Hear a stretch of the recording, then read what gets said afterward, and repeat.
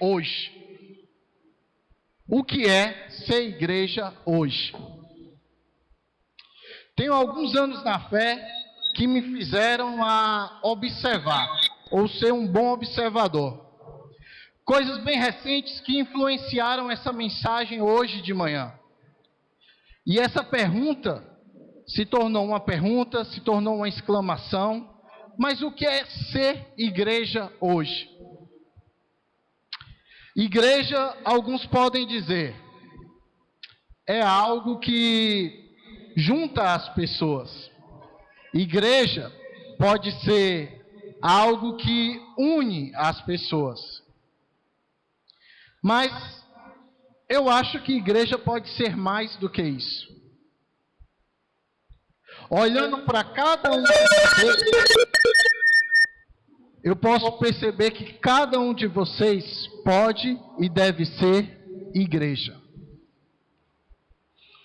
Ser igreja ao ponto de dedicar sua vida a Jesus.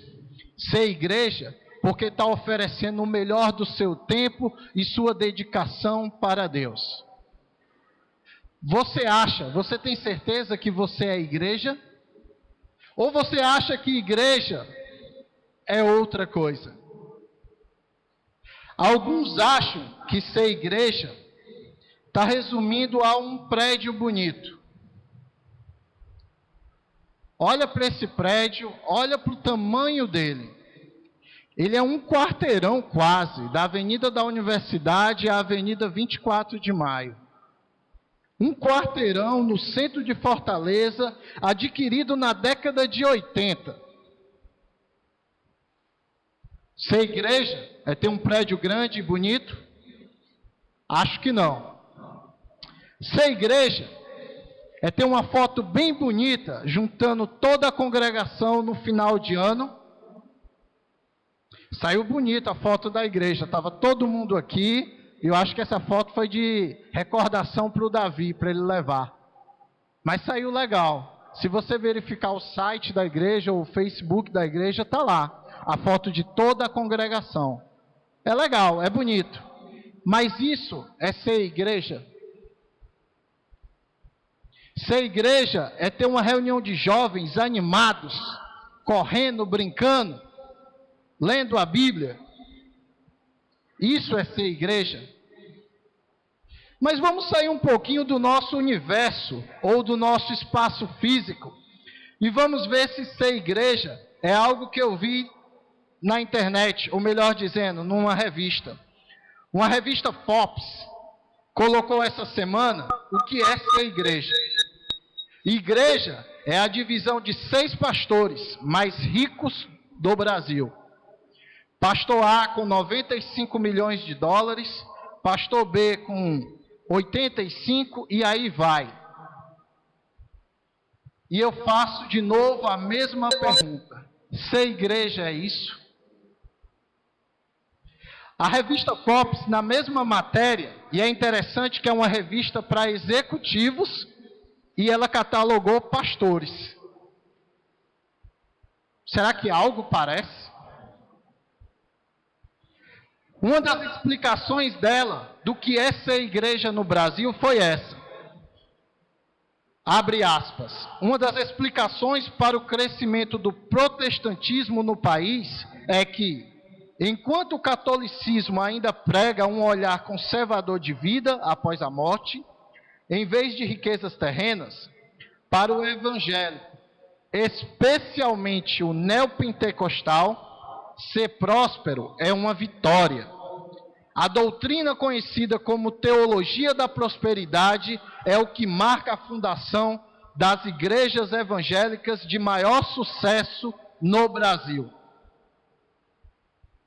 Isso aqui não sou eu que estou falando, não. Está na matéria de uma revista do dia 18 desse mês. E eu volto de novo a perguntar: isso é ser igreja? O ser igreja que eu aprendi não tem nada a ver com isso. O ser igreja no qual eu fui evangelizado, batizado e discipulado, está longe disso. Está tão longe, que não tem nem sombra do que o mundo reconhece do que é a igreja. Mas, se eu olhasse para cada um aqui e perguntasse o que é a igreja, será que todos estariam preparados para responder? Será que todos estariam preparados para responder que são igrejas do Senhor? Que são igrejas vivas de Jesus? A matéria dessa manhã, ou melhor dizendo, a pregação desta manhã, vem nos ensinar isso. Algo que você pode ter esquecido no caminho cristão. Algo que pode ter se percebido. Algo que pode ter sido ensinado. Mas principalmente, que necessita ser vivido. Abra sua Bíblia comigo em Mateus, capítulo 28. O Evangelho de Mateus, capítulo 28. Mateus, capítulo 28.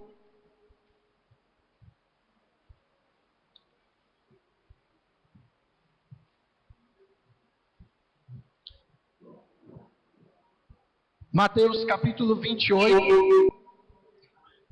Se você pergunta para qualquer pessoa no mundo se ela conhece algum versículo da Bíblia, provavelmente ela vai citar alguns. O Senhor é meu pastor e nada me faltará. Eu não sei onde é, mas está na Bíblia. O segundo é, porque Deus amou o mundo de tal maneira que deu seu único filho para que todo que nele crê não pereça, mas tenha vida eterna. Eu não sei onde é, mas está na Bíblia. O terceiro, mais recente, as pessoas estão dando uma ênfase maior nele nos últimos anos. Ide por todo mundo, pregai o evangelho a toda criatura. Quem crê e for batizado será salvo. Quem não crê, e aí, 3 pontinhos, todo mundo completa. Irmãos, mas o texto de hoje nos mostra bem mais do que um versículo a ser memorizado. Nos mostra uma série de 3 versículos que deixam uma ordem clara de Jesus, que além de ser memorizado, precisa ser vivido, precisa ser pregado, precisa ser trabalhado. E na verdade, no final das contas, precisa ser abençoado. Mateus capítulo 28, vamos estar lendo do versículo 18 em diante. Leia comigo. E chegando-se Jesus, falou dizendo: é-me dado todo o poder no céu e na terra. Portanto, ide, fazei discípulos de todas as nações, batizando-os em nome do Pai, do Filho e do Espírito Santo, ensinando a guardar todas as coisas que eu vos tenho mandado. E eis que estou convosco todos os dias, até a consumação dos séculos. Olha, imagina a cena de Jesus falando essas palavras para aquele grupo de discípulos que ele trabalhou durante 3 anos. E olha que esse grupo ele foi especial. Jesus teve 12 discípulos. Jesus investiu tempo, Jesus investiu oração, Jesus investiu esforço físico, Jesus investiu dedicação. E olha o resultado. Dos 12 que Jesus teve, 1 traiu e 11 o abandonaram. Opa! Como é que esse discipulado funcionou? Esse é o momento crucial. Jesus morre, Jesus ressuscita e aparece aos discípulos para reafirmar tudo o que ele tinha pregado na sua vida aqui na terra. E para fazer valer a cruz. Porque certa pessoa disse que a cruz vazia é apenas uma estrutura de madeira, onde tem uma tábua horizontal e a outra vertical.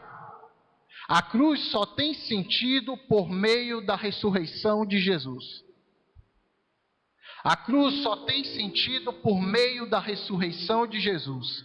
E esse é o momento em que ele chega para os discípulos que provavelmente estavam desanimados, parados, sem fazer grande esforço.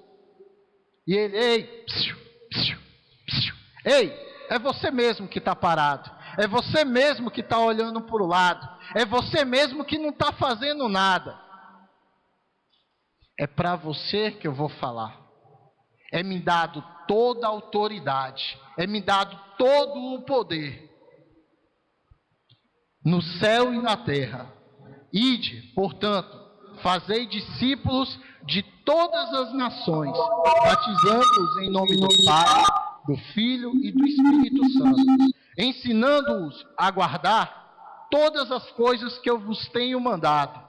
E eis que estou convosco todos os dias, até a consumação dos séculos. Eu deixei de ler esse versículo e passei a imaginar ele, Jesus falando comigo. Jesus olhando nos meus olhos e dizendo: eu estou mandando você ir. Eu estou mandando você fazer a sua parte. Eu estou mandando você ir além. Eu não estou mandando você ser um frequentador de igreja. Eu não estou mandando você ir para o culto todo domingo. Não. Eu estou mandando você fazer além disso. Não que isso esteja errado. É necessário. Precisamos. O louvor, a consagração, o momento em que nós juntamos como igreja é necessário. Mas falta algo mais. Falta fazer discípulos. Falta trabalhar na vida de pessoas. Falta promover às pessoas o encontro verdadeiro com Jesus. Irmão, e eu volto à pergunta do início da mensagem. Isso é ser igreja. Isso é ser igreja na prática. Mas como é que eu posso ser igreja hoje, Wellington? Como é que eu posso ser igreja aqui, na Igreja de Cristo de Fortaleza? Tem uma música bem interessante que eu já ouvi há bastante tempo. E eu acho que ela tem muitas vezes quando eu olho para esse prédio. Eu acho que é Zé Ramalho que ele diz umas frases mais ou menos assim: tá vendo aquela igreja, moço? Eu lá também trabalhei. Pegava ônibus, pegava condução. E aí eu me lembro um pouco do primeiro culto da Igreja de Cristo aqui, embaixo do pé de castanhola. Era bem ali. Eu me lembro de alguns fazendo grandes coisas. O Alberto pegando baldes e baldes de massa, de concreto, porque ele era forte, robusto. Na época eu era criança, viu? Vamos lembrar bem. Mas pessoas que conhecem a fundação da igreja, pessoas que conhecem a estrutura física do prédio, pessoas que conhecem tudo o que foi desenvolvimento dessa estrutura. Teve um tempo que nós fomos conhecidos como a igreja sem portas. É lá da igreja sem portas, eu sei onde é. É a igreja que fica do lado da caixa d'água.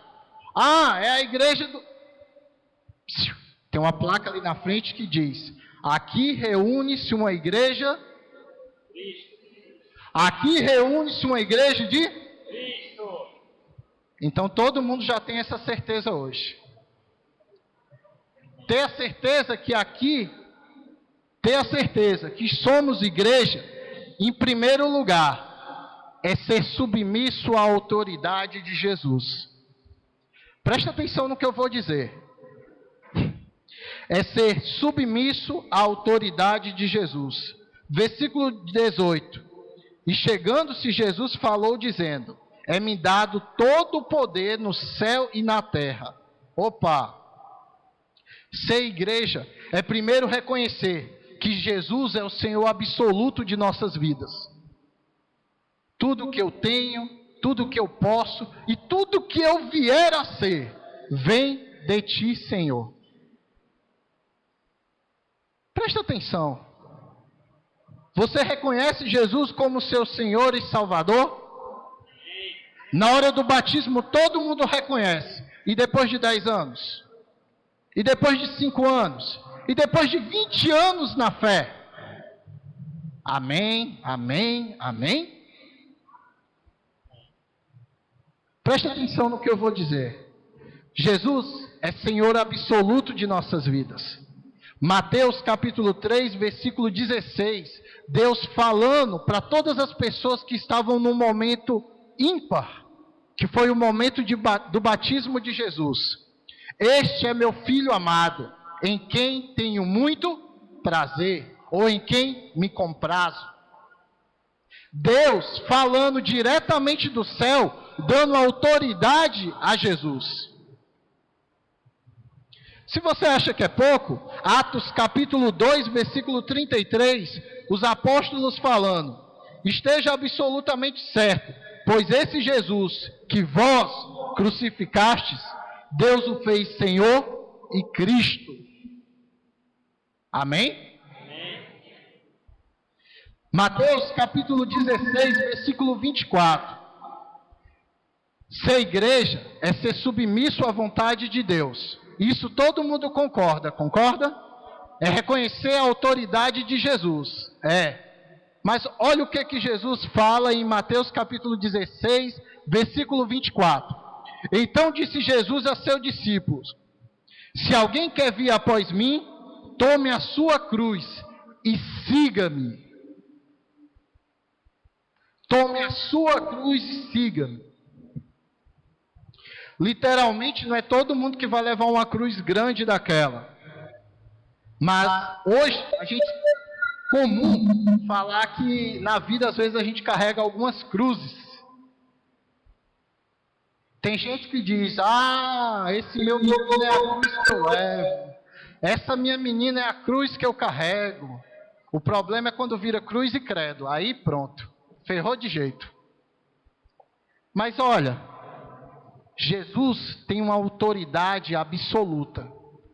Jesus chega para os discípulos e disse: é-me dado toda a autoridade, é-me dado todo o poder no céu e na terra. E ele diz a frase mais bonita a partir do próximo versículo: ide, portanto. Ide, portanto. Será que o ide de Jesus, ele é entendido por nós? Ide, tão pequeno, ide, tão simples. Quem for professor de português aqui pode até me corrigir, mas eu fui buscar o significado da palavra ide. E no dicionário, no Aurélio, diz que é verbo imperativo da segunda pessoa do plural, de ir. Opa, simplificando caso você não entenda. É uma ordem expressa. Vai! Vai! Vai! O ide de Jesus não está perguntando se é, peraí, Senhor, deixa eu arrumar minha mochila, deixa eu pegar meu iPad, meu iPhone, meu não sei o quê. Não, peraí. Ide, vai! Sabe o que é interessante? É que esse ide de Jesus, ele é maravilhoso nos primeiros dias do cristianismo. Passava um desenho que era uma formiguinha, que era a formiguinha atômica.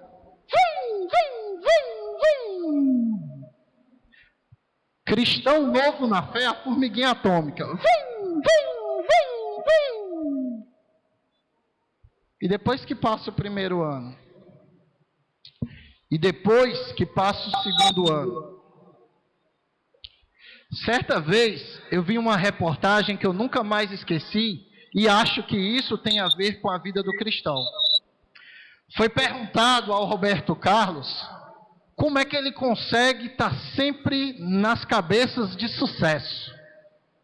Já são mais de 50 anos de carreira. Aí ele disse: o grande segredo não é fazer um sucesso, é se manter fazendo sucesso. Cada disco, ele é único. Cada disco é uma etapa. Não sei se deu para você entender. Cada dia na vida do cristão é único. Cada ano é uma etapa. Cada caminho é um passo mais perto do céu. É um degrau a mais que você anda. É um degrau a mais que você sai de uma vida terrena e mundana e prepara o seu caminho de chegada no céu. Mas isso só é feito quando você entende o ide de Jesus. Ide. Eis que temos uma ordem expressa e direta. E a pergunta que eu me faço: somos igreja fazendo isso? 1 Pedro capítulo 2, versículo 21 diz assim: para isso que fostes chamados, porque também Cristo padeceu por vós, deixando-vos o exemplo, para que sigais as suas pisadas. 1 Pedro capítulo 2, versículo 21. Presta atenção. Pedro estava no meio dos discípulos que Jesus disse o ide, dos discípulos que receberam a ordem expressa. 1 Pedro capítulo 2, versículo 21, já chega mais ou menos a ser a final da vida de Pedro, antes dele ser crucificado de cabeça para baixo. E no final da vida, depois de uma caminhada cristã todinha, ele cita esse versículo: para isso que nós fomos chamados, porque Cristo padeceu por nós, deixando-nos o exemplo, para que nós sigamos as suas pisadas. A pergunta é: estamos seguindo as pisadas de Jesus? Isso é ser igreja. Eu esqueci da minha máquina fotográfica. Eu gostei tanto, máquina fotográfica, é coisa do passado. Mas eu gostei tanto da foto da igreja, que aqui hoje é uma visão privilegiada da foto da igreja. Porque eu consigo ter todos os irmãos aqui, mas algumas pessoas que estão por motivos especiais atrás, com bebês. Eu consigo tirar foto de todo mundo daqui. E a pergunta que me vem: quantos tem mais de 20 anos? Você pode levantar o braço só para me ter uma noção? Mais de 20 anos na fé. Quantos tem mais de 15 anos na fé? Estão na casa dos 15? Opa, eu também. 16, né? Estou perto. Quantos tem entre 10 anos na fé? Boa parte. Quantos tem menos de 2 anos na fé? Bom, menos de 2 anos. E uma pergunta interessante. Vamos lá. Agora, não só para pessoas de 20, de 10, de 15, mais de 2 anos. Quantas pessoas você já ganhou para Cristo, pelo menos uma pessoa, nos 20 anos de fé? Quantas pessoas você ganhou para Cristo, pelo menos nos últimos 2 anos de fé? Quantas pessoas você ganhou para Cristo, pelo menos nos últimos 10 anos de fé? A pergunta nos faz refletir sobre o ide de Jesus. Eu estou fazendo a minha parte? Eu estou realizando a minha parte? E provavelmente você vai olhar para mim e dizer: ah, mas ninguém me ensinou, ninguém me ajudou. Eu acho legal que criança, quando ele chega numa certa idade, ele tem uma facilidade de jogar a culpa para os outros, né? Tem umas idades aí que eu estou aprendendo, o meu só tem 8 meses. Mas tem criança que diz: ah, mas eu não fiz por conta disso. Ah, eu não fiz por conta daquilo. Bonitinho, né? Agora imagina isso, Jesus perguntando para você: por que você não salvou a pessoa do teu vizinho do lado esquerdo? Por que tu não salvou o teu colega de trabalho?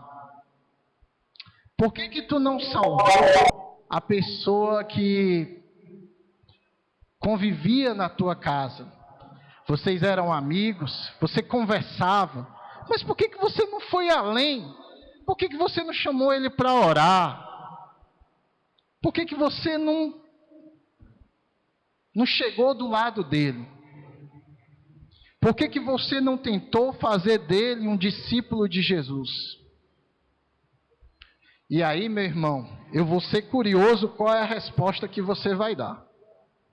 Porque eu, sinceramente, eu não sei o que você vai dizer para Jesus. E isso é preocupante. Porque estamos dentro de uma igreja que somente no ano de 2012, apenas 16 pessoas conheceram a Cristo por meio de nós. Eu vi uma frase, ouvi de um irmão que falou para ele, e eu não esqueci mais: pastor, quem ganha ovelha é ovelha, não é pastor não. Quem ganha ovelha é ovelha, não é pastor não. E aí é que você se engana. Cada um de nós tem o dever, a responsabilidade de pastorear, de discipular, de evangelizar, de levar alguém à maturidade plena com Cristo. E o que você está fazendo? E o que você fez? Mas principalmente, o que você poderá fazer? Eu vi um vídeo essa semana que foi, no mínimo, interessante. Um vídeo bem simples. Ele leva mais ou menos 5, 6 minutos. E ele fala assim, sobre a corrente do bem. Mais ou menos assim. O vídeo começa com uma parede gigante. 3 jovenzinhos dos seus 14, 15 anos fazendo pinchações. E um jovem, sozinho, vai reclamar e você já imaginou o resultado. Ele apanha dos 3. Um meninozinho de mais ou menos 10 anos passa do lado dele, vira, segura ele para a mão e puxa. Alguém que está vendo aquela cena, estava saindo com o seu carro do estacionamento, ou estava vindo pela rua, percebeu aquilo e parou, dando preferência a alguém que ia sair do outro estacionamento. Alguém que viu aquela gentileza ia pegar um táxi, mas uma senhora que estava grávida, ele deixou ela pegar o táxi primeiro e esperou o segundo. Alguém que viu aquela gentileza, viu que um senhor, na hora de descer do ônibus, caíam umas folhas de papel no chão. Ela perdeu o ônibus e o ajudou. Alguém com aquela cena já estava mais ou menos 15 minutos atrasado para sua reunião de negócio. E ele correu para pegar o elevador e alguém foi lá e segurou o elevador que estava quase fechando. Resumindo a história, é no mínimo curioso como a sequência de bem vai passando e vai chegando em todo mundo. O final do vídeo termina na parte mais interessante. O mesmo menininho que ajudou, o rapazinho que tinha apanhado, ele volta com um baldezinho de tinta, um galãozinho. E ele começa. Os 3 jovens que estavam pinchando, que bateram no rapaz, voltam para ali e começam a rir desse menino. Ele é doido, olha o tamanho dessa parede. O vídeo não expressa bem as palavras, mas dá para perceber o olhar de chacota, o olhar de risada. E aí que é interessante. Todas as pessoas que no meio daqueles 4 minutos e meio receberam algo de benefício, de bem ou de gentileza, chegam cada um com um balde de tinta e começam a pintar a mesma parede. Irmão, o que isso me faz pensar? Sozinho, eu posso até evangelizar e discipular uma pessoa, mas eu vou sozinho. Eu vou lá. E sabe que na verdade a gente tem irmãos aqui que já fazem isso. O Tiago, o Marcos Paulo, o Joabe, o seu Edi. Todos esses irmãos já têm uma cultura de sentar do lado, estudar, ensinar, mas pastorear a vida daquela pessoa. Pastorear, irmão, é no momento em que o irmão está com problema, eu sou o primeiro da lista que ele vai ligar. Pastorear eu estamos junto, irmão. Mas não é estamos junto, tu do teu lado e eu do meu, não. É fazendo discípulo. É ensinando todas as coisas que Jesus tem ordenado. O que é que Jesus ensinou? Jesus ensinou sobre perdão, ele perdoou. Jesus ensinou sobre bem-aventuranças, ele foi tremendamente bem-aventurado. Jesus ensinou sobre sacrifício. Ele foi o sacrifício vivo na cruz. Sabe de uma coisa? O ID de Jesus, ele só passa a valer quando ele é praticado, primeiramente, presta atenção nisso que eu vou te dizer. Se você não prestou atenção em nada que eu disse até agora, se você prestar atenção nisso, eu ganhei o meu dia. Ide em casa. Ide em casa. Ide em casa?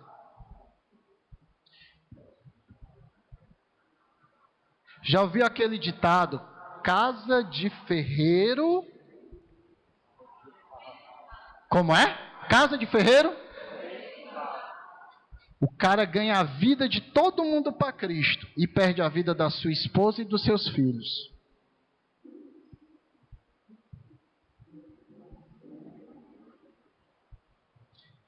É engraçado, mas pequenos hábitos vão ensinando os seus filhos sobre a palavra de Deus. Conversando com um irmão que é um pai mais velho, ele falou assim: é muito legal ensinar algo para o seu filho.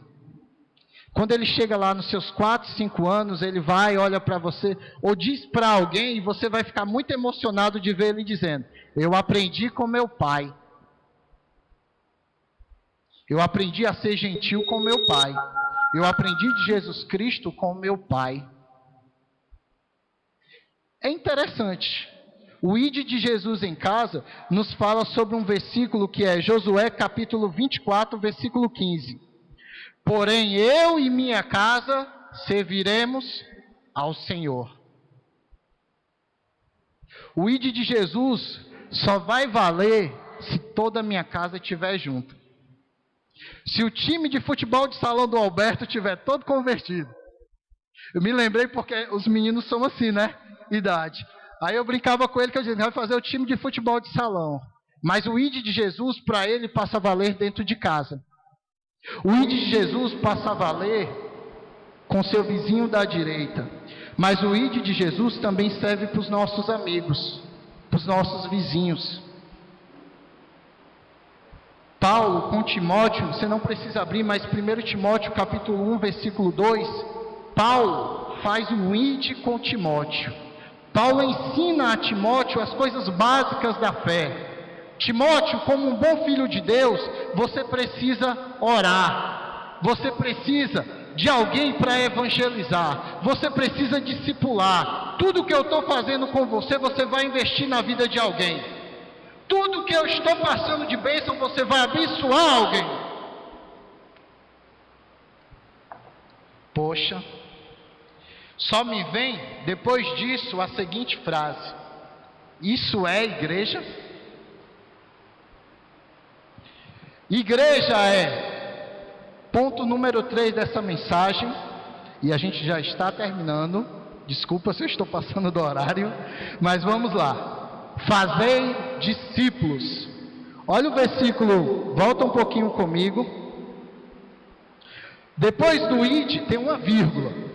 E diz assim: fazei discípulos de todas as nações, batizando-os em nome do Pai, do Filho e do Espírito Santo. E aí vem a parte que eu acho bem interessante: ensinando a guardar todas as coisas que eu vos tenho mandado. Fazer discípulos é ensinar. Tem um versículo que eu gosto mais da Bíblia, Atos 1, versículo 1. Fiz um fiel relato ao amado Teófilo de todas as coisas que Jesus começou a fazer e a ensinar. Jesus pregava de amor, Jesus vivia amor. Jesus pregava perdão, Jesus vivia o perdão. Fazei discípulos. Membro de igreja é aquele que é simpatizante da causa de Cristo. É uma pessoa que participa todos os cultos. Ocasionalmente nunca chega atrasado. Eles estão relatados em Mateus capítulo 5, versículo 1. Aquela multidão que chegava atrás de Jesus era atrás das bênçãos. Eu vou para o culto, ou eu vou atrás de Jesus para me receber a cura da minha doença, a cura do meu casamento, a cura do meu problema, a cura da minha vida. Mateus 5, versículo 1 fala isso, que vendo as multidões, seguiam Jesus. Sabe que membro é isso? E eu pergunto, membro é ser igreja de Jesus? Não. Agora, ser discípulo é aquela pessoa comprometida com a causa de Cristo. É uma pessoa que busca um desenvolvimento pessoal do caráter e testemunho de Cristo em sua vida. João capítulo 8, versículo 31 diz assim: disse Jesus aos judeus que haviam crido nele: se vós permanecerem firmes nas minhas palavras, verdadeiramente serão meus discípulos. Discípulos. Jesus investiu em 12 homens. Jesus ensinou eles a guardarem. Jesus investiu tempo. Jesus estudou. Jesus discipulou. Jesus se sacrificou. 1 Pedro capítulo 2, versículo 2. Para isso é que fosse chamado, pois Cristo padeceu por vós, deixando o exemplo. E aí, meu irmão, eu posso listar para você exemplos de discipulado na Bíblia. Moisés, que ensinou a Josué, em Josué capítulo 1, versículo 1. Elias, que ensinou a Eliseu. 1 Reis, capítulo 19, versículo 20. Tem uma imagem que eu acho que foi o Marcos Paulo que postou no Facebook, que tinha assim, passando o bastão. Cristianismo discipulado é quando passamos o bastão adiante. João Batista preparou o caminho para a chegada de Jesus. E os discípulos de João Batista procuraram a Jesus. João Batista provavelmente, logo depois daquela situação, iria morrer. Mas ele preparou e fez a sua parte. Conclusão, meu irmão. Tem muitos outros exemplos de pessoas que dedicaram seu esforço, seu trabalho, sua dedicação a Jesus. Mas o chamado de Deus para a sua vida é que você seja um discípulo verdadeiro de Jesus. É que você seja uma pessoa que busca diariamente desenvolver a vida e o caráter de Jesus. É que você seja o fiel espelho de Jesus Cristo. As atitudes e os frutos, eles irão aparecer com a presença do Espírito Santo, buscando a cada dia ficar mais parecido com o nosso Mestre. Você pode ficar de pé nesse momento?